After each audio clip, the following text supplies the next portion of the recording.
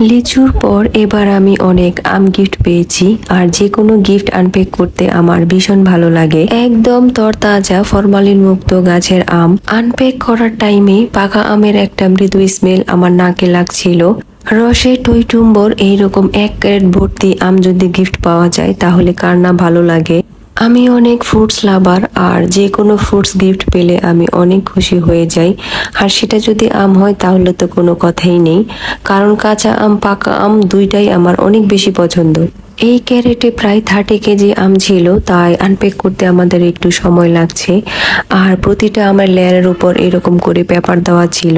এই পেপারগুলো দেওয়ার কারণে আম থেতলে যাওয়ার কোনো পসিবিলিটি ছিল না। তবে আমগুলো কুরিয়ার থেকে এনে আমরা অনেক ফাস্ট আনপ্যাক করেছিলাম, কারণ আমগুলো কিন্তু একসাথে থাকার কারণে অনেক বেশি গরম হয়ে যাচ্ছিল।